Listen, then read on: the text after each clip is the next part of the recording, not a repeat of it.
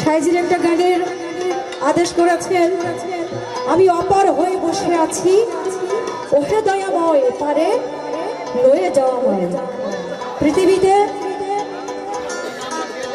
আশাটা যেভাবে সত্য, ঠিক একইভাবে আমাদেরকে এই তরে বিদায় নিতে হবে, এটাও সত্য। কিন্তু বিদায় নেওয়ার আগে যদি আমরা পারের করি, সঙ্গে করে না নিতে পারি, তাহলে ওপারে কিভাবে যাব? তাই এই পার হওয়ার জন্য, নদীর এপার থেকে ওপারে যাওয়ার জন্য একজন মাঝির দরকার আছে, নাকি? মাঝি ছাড়া কি আমরা নদী বা গান পার হইতে পারবো? সম্ভব না কখনোই।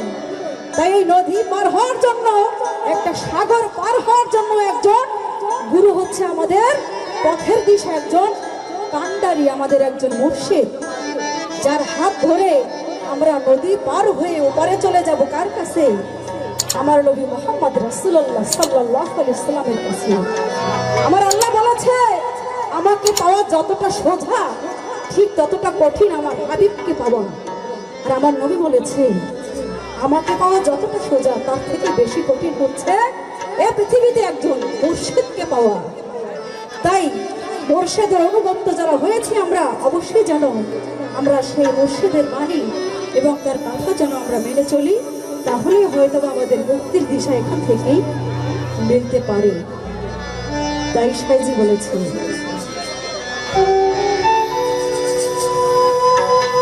বাবা বোতলটা একটু ভাসাই দেবো।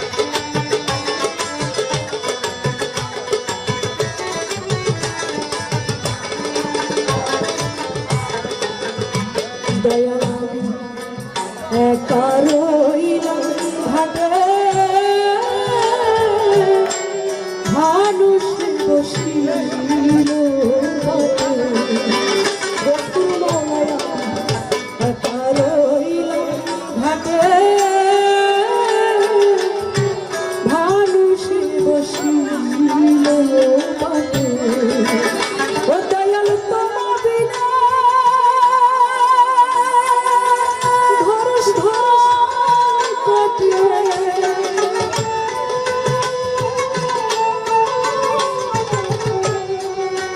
গফুর মাওলা তোমা বিনে ধরস কাটে না দে প্রিয় পায় গফুর মাওলা না দে প্রিয়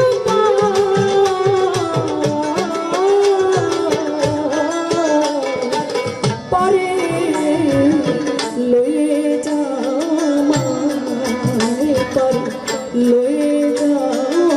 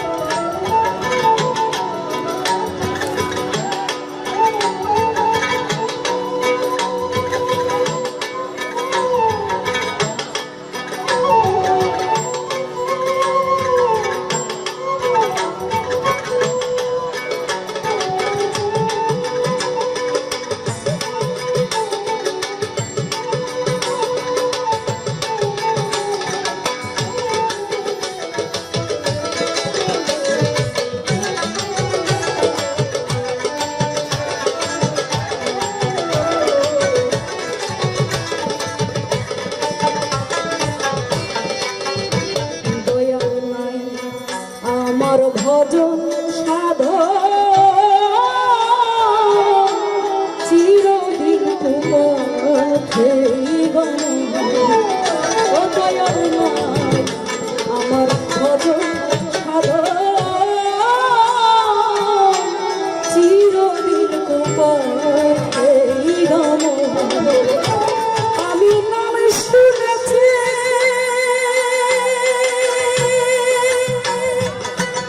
গতি